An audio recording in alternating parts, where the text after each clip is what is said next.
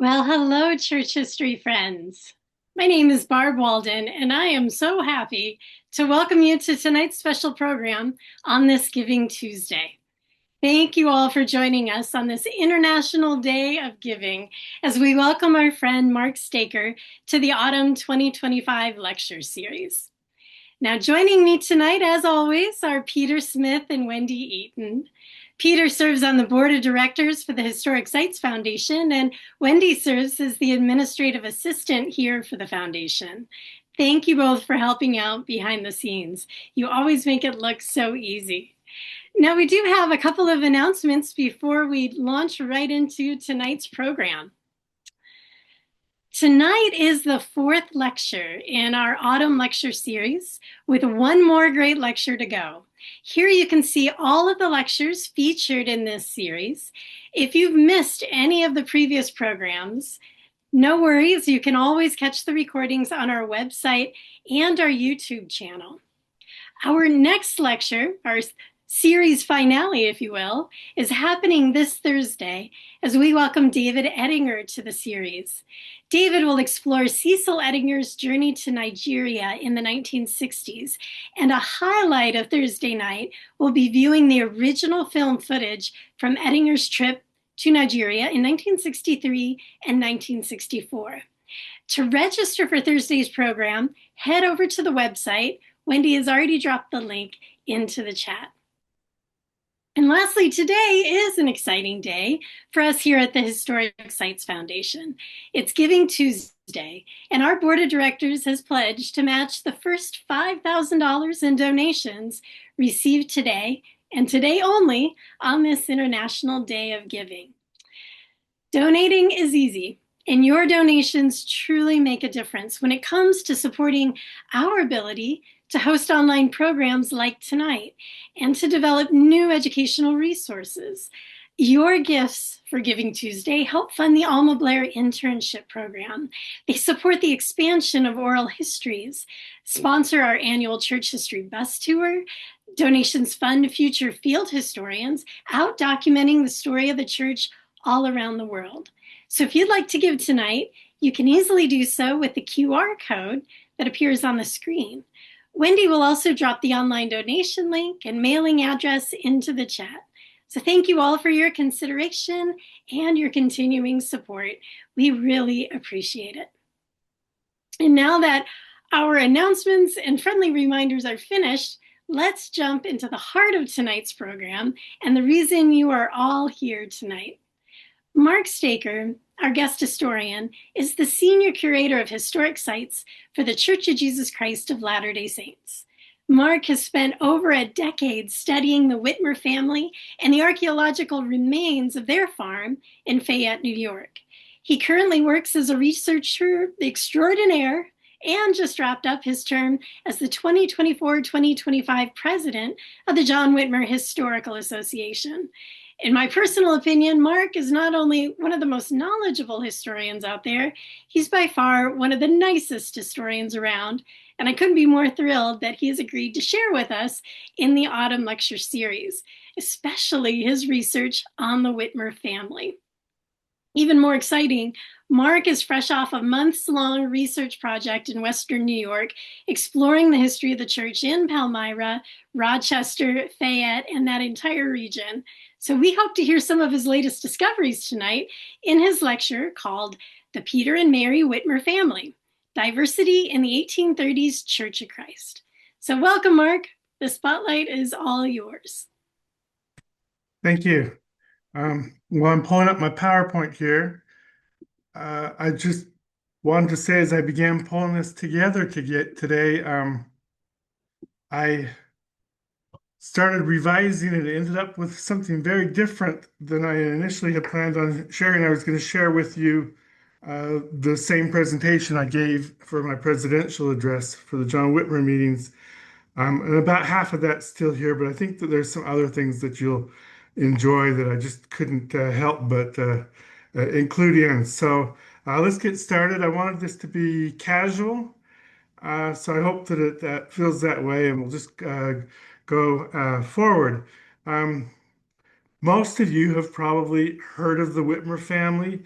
If you're interested in the history of the Church of Christ, organized by Joseph Smith, Oliver Cowdery, and others, you can't but help be familiar with the Whitmer family. They played a fundamental role in the beginnings of that organization. And the main point I wanted to share with you tonight is because of their involvement, because of their community, the people that they brought, that original Church of Christ was an international organization. It was very diverse. A quarter of the members of the church spoke English as a second language, and they brought so much more to that organization than we've understood before. Back in September of 1888, Andrew Jensen, Edward Stevenson, and Joseph Black made this trip to various historic sites, and they ended up in Fayette, New York, trying to understand where the Whitmer family had lived, their farm, and the original organization that they were involved in. And they learned some things about, where the Whitmer family had lived and wrote some things down in the journal. And later, that information was built on by others as they tried to understand it. George Edward Anderson came in 1907 and photographed the farm. George Albert Smith, he was president of the Utah Trails and Landmarks Association. When he went out to the site in 1923, and he found all of this glass and ceramics, crockery, and things on the ground. And so they thought, oh, this is an important place where the Whitmer family lived. And by 1926, the site became an important area for pilgrims to come and celebrate early events that had occurred there. And there was this large home on the site, owned and operated by the John Deschler family. Joseph Mangus was living there at the time. And it became a place of reflection, of devotion, and pilgrimage. By the early 1960s, there was a marker put up where people began to come and celebrate specific events that had occurred at the site. And it became an official historic site of the Church of Jesus Christ of Latter-day Saints. And they stationed missionaries there who interpreted it for people who came as visitors. Then in 1969, there was a push to actually try to understand and restore the site as it had originally existed.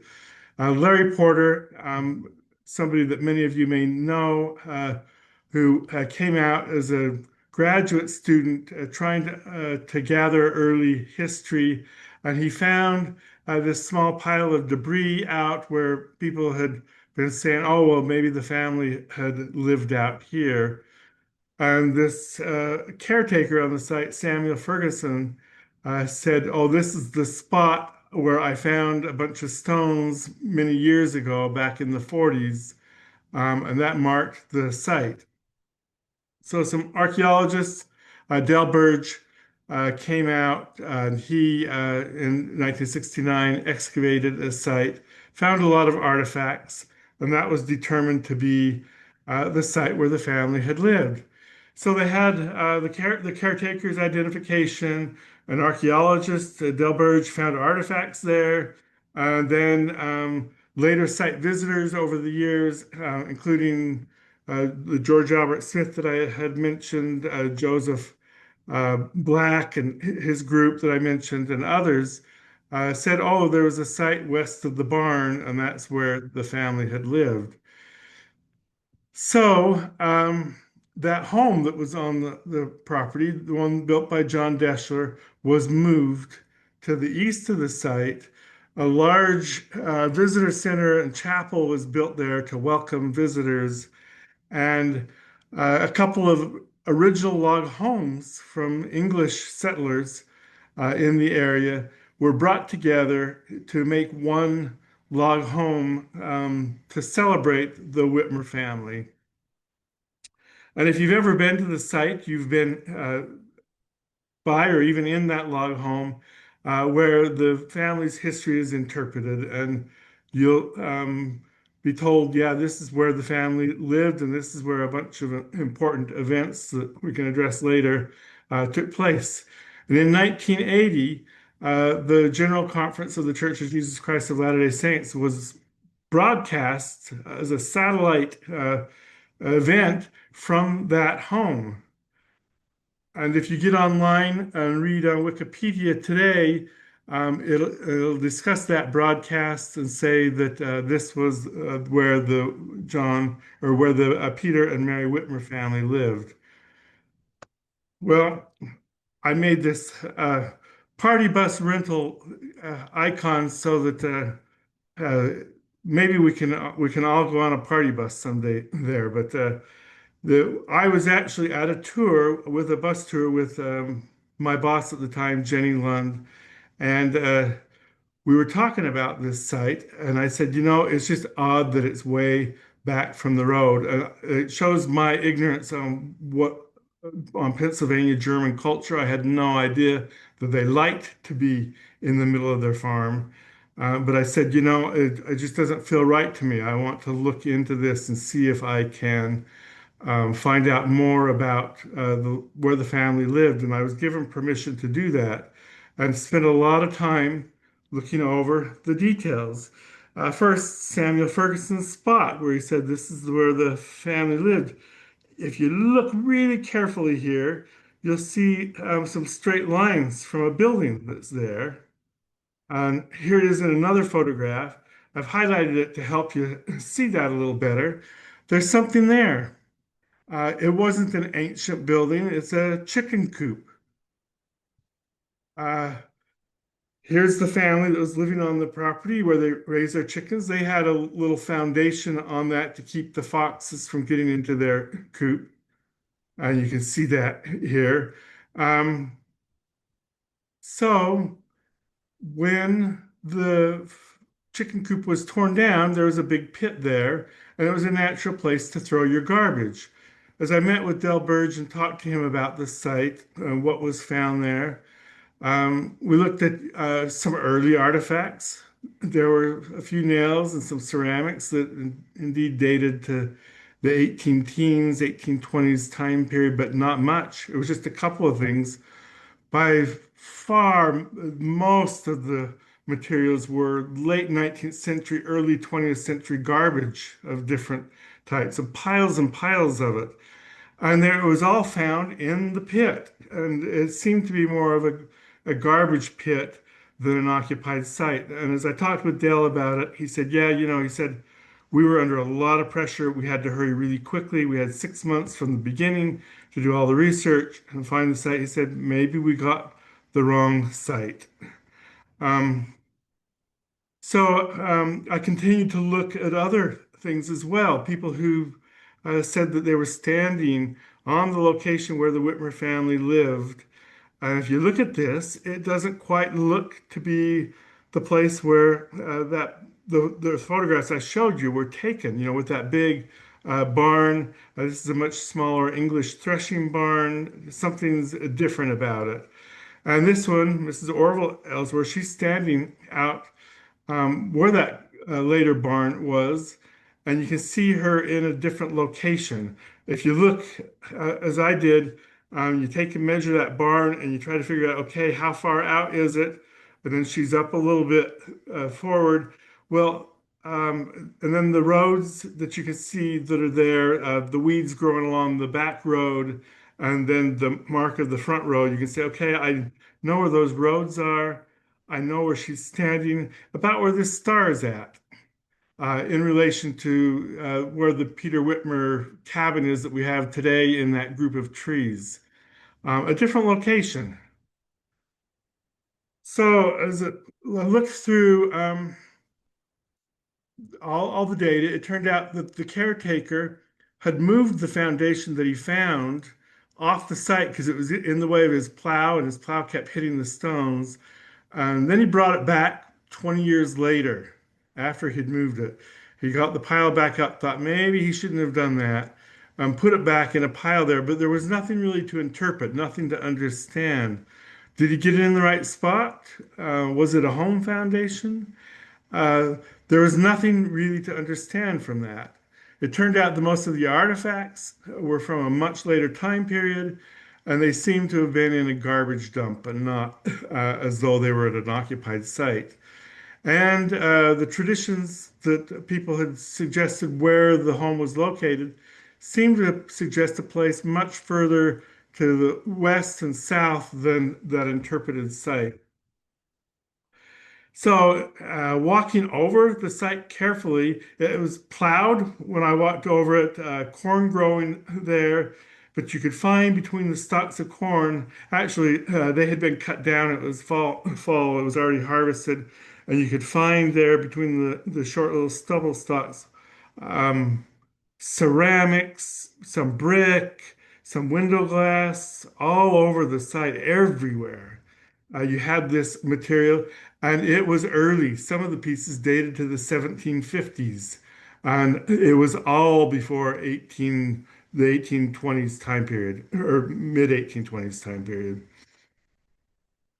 So we went and did archaeology at that site, and what we learned is that there was a road going through there. You can see here where the wagon wheels had kind of pressed the road down. This was plowed for 150 years over the top. But you have 10 inches of plowed, and you get down that, and you can see the undulations from the wagon wheels that had cut ruts down into the road beneath. So we could tell where there had been a road that led into this area initially. And we found evidence of a home that was very different than we had imagined. Not that English style home that was restored there, but something very different. And John Miller, who built the home there and sold it to the Whitmer family, in his probate record when he died in 1809, there was a windmill on the property.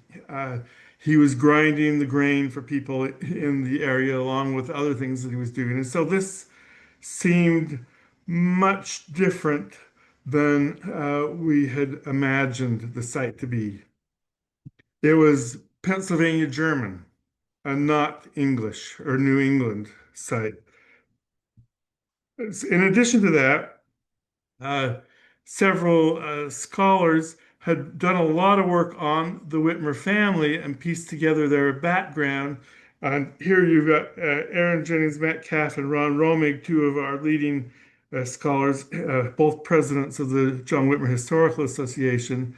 And Ron particularly had pieced together a significant amount of information on the Whitmer family, and I was able to take that and build on it with a number of people who helped. I'm going to move my picture so you can see. Member of the Landis Valley Museum staff, they were incredibly helpful. The whole staff there, uh, experts on Pennsylvania German culture, something that I had no clue about, helped us piece that together. Sean Atkinson, Jill Major, both did a lot of family history work, and Judy Ryan helped piece together a lot of what it meant to be a Mennonite back in the early days of that movement. What we learned was that the Whitmer family dressed very differently than did their English. And by what I keep saying English, by that I mean the New England background. They called them English because they spoke English. They're English brothers and sisters in the church. They dressed differently. They ate different foods. They talked differently. They spoke German as their primary language and only English in broken forms. John Whitmer, that we all know of well, he was still going by Johannes Whitmer in school records right up until 1829. They farmed differently, and every aspect of their lives were different. Even how they thought about the Bible and religion was different than that of their English brothers and sisters. They were pacifists. And the one I want to tell you just briefly about was also Peter Whitmer. He was the grandfather of Peter Whitmer, who owned the farm. And this Peter Whitmer is also the one who came to America first. He came on a galley, which is a warship. It was, they had oars on both sides, but it was full of pacifists. French pirates began chasing the ship. This is almost a comedy of errors for me because here you have a ship full of pacifists being chased by pirates in a warship, and they're rowing for all they can. It would have to be men and women together, all rowing this boat to avoid having to confront uh, their pursuers because they were pacifists. They were able to get, after 3 days of doing that, they were able to get free and they made it to America, where they first settled in Germantown, just outside of Pennsylvania or outside of Philadelphia.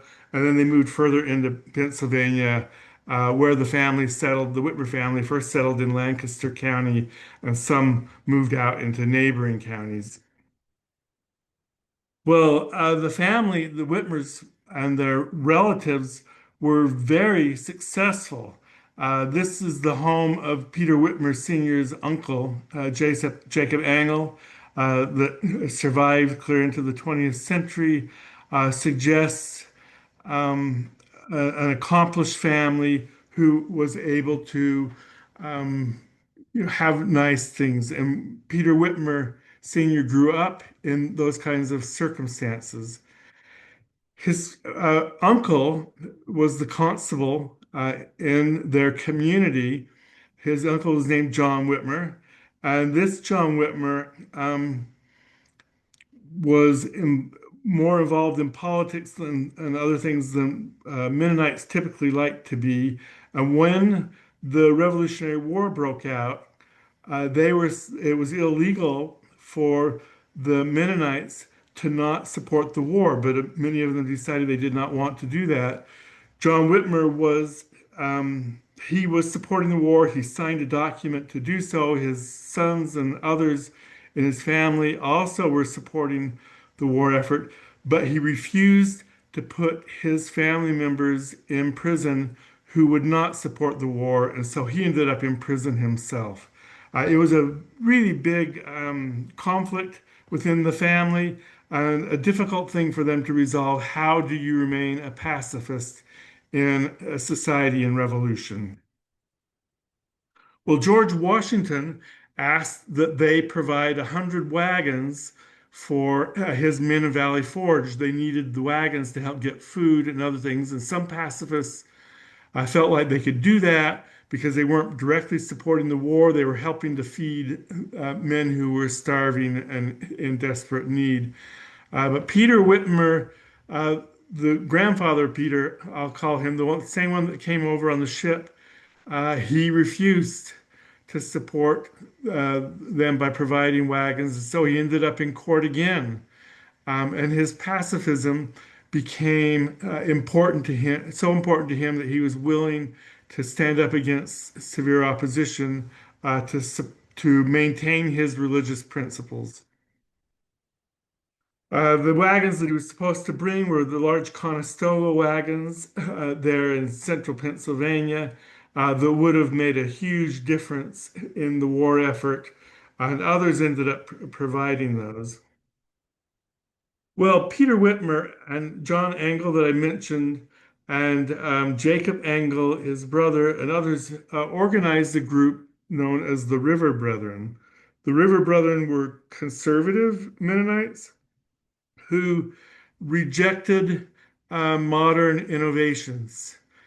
So they continued to maintain uh, their traditional clothing and other things as a sign of humility.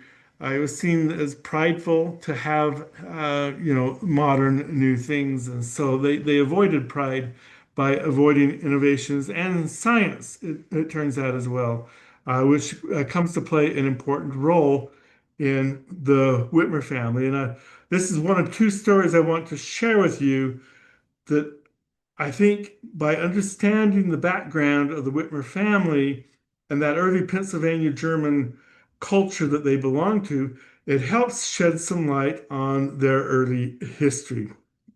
There's a story that you may have heard or read about where Lucy Mack Smith shares one version of it. David Whitmer shares a couple of accounts of it as well when he's interviewed later on by newspaper reporters, where David wants to go down and get Joseph Smith and help bring him north so he can finish translating the Book of Mormon. Joseph's asked if he can come up, and David needs to finish planting his fields, and he wants to harrow them. Harrowing means, to pull this machinery across the dirt to break up the dirt clods after it's been plowed, and then he'll plant the seed. And then the final thing he does is he plasters the field. Now, plastering was invented by the Mennonites. They actually discovered this after they'd fled Switzerland and were staying in Germany for a generation. One of the Mennonites found that if he plastered his fields, the crops grew better. And he even tested, he would write words in his field with the plaster. And indeed, in the summertime, you could read those words because the plants were growing much better than they were at other times of the year. So many farmers today use plastering in various contexts to help improve their crop growth. And that developed first through the Mennonites. Well, these river brethren felt that this was modern science and that they did not want to adopt it. And there's a great story by one of the River Brother Mennonites who he's casting the plaster in his field and his bag's finally empty. And he said he sits down and he cries and he says, I don't want to plaster anymore. I will never do that again. And so he commits to himself that God doesn't want him to plaster and he's not going to do that anymore. And this is his account of that experience. Aussagen der wahren Taufe Jesu Christi, its explanation of the true baptism of Jesus Christ, because one of the things that they had adopted was this uh, triune baptism where they would be baptized three times, once for the Father, once for the Son, and once for the Holy Ghost. And he has adopted that view, and he's adopted the notion that plastering is evil. Well, David Whitmer seems to be wrestling with some of these same issues. If you read carefully his account of the events, he talks about actually, Lucy says that the plaster's on his brother-in-law, Hiram Page's property, and not on his.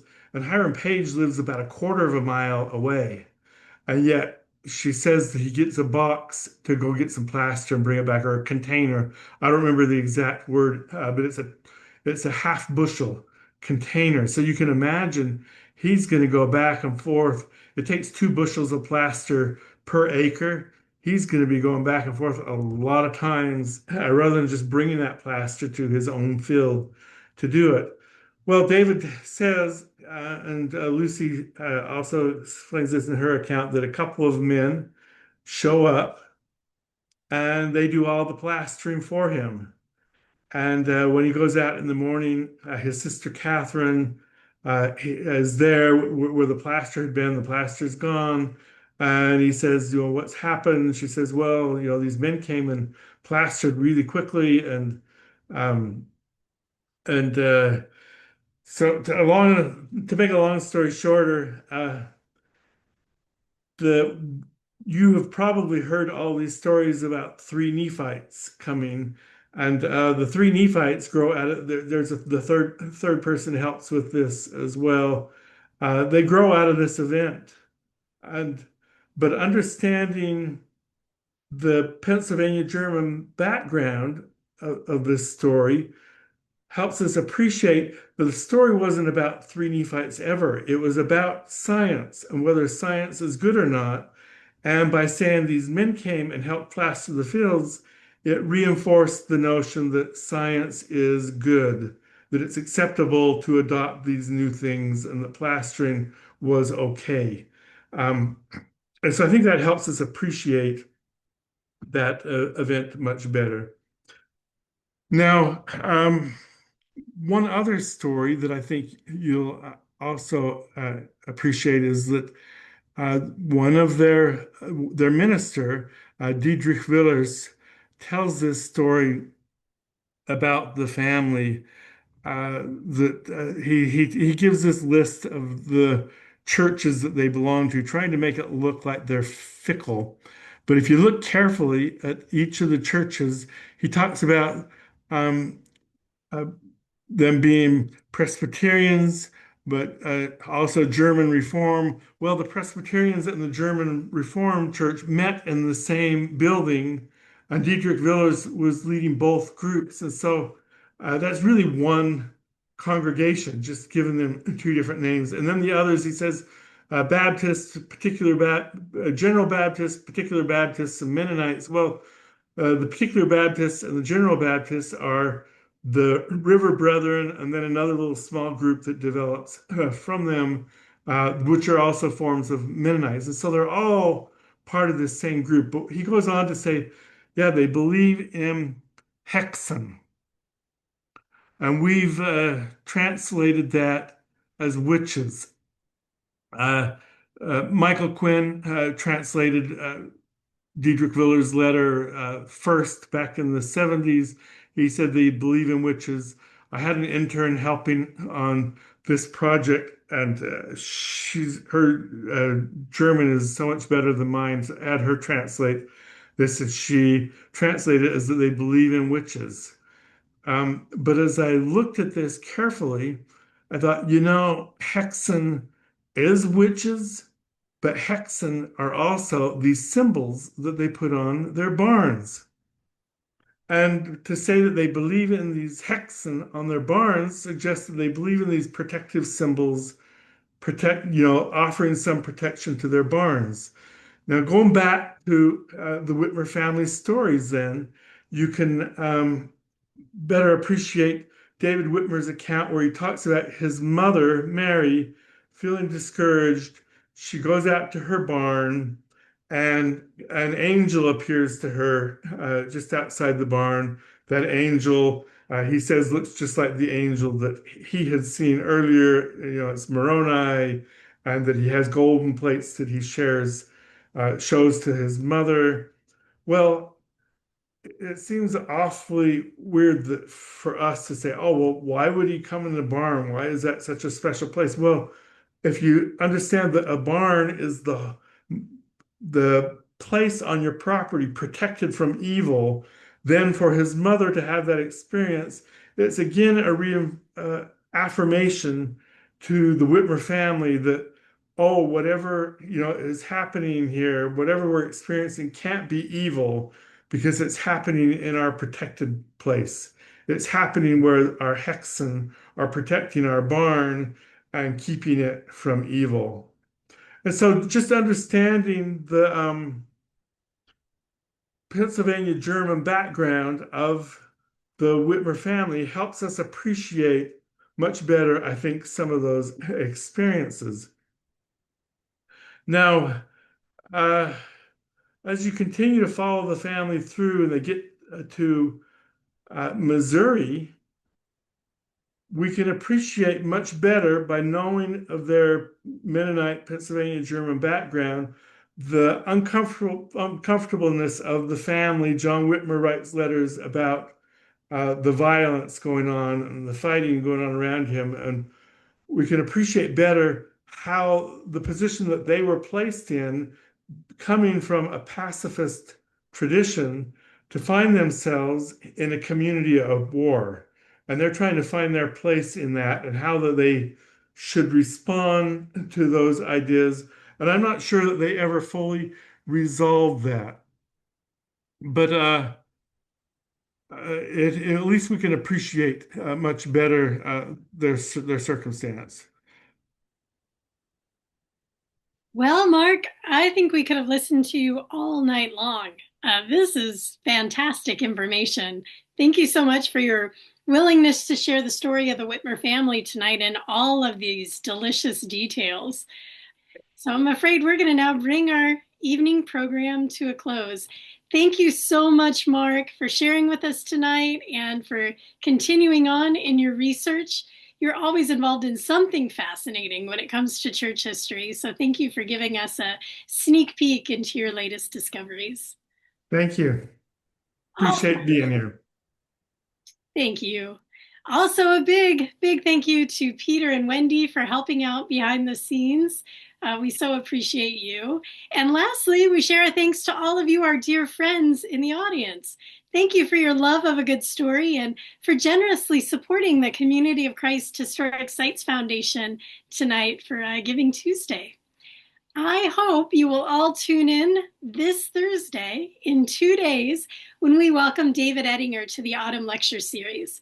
Join us as we hear about Cecil Ettinger's trip to Nigeria in the 1960s and the huge impact that this trip had on Community of Christ presence in this region of Africa. It's really a program you don't want to miss. Wendy just dropped the link into the chat to register for the December 4th lecture. So thanks again, everyone. Thank you for giving your generous support throughout the year, and especially tonight for Giving Tuesday. We greatly appreciate it. So until we see you again, friends, keep reading your church history and have a great, great night.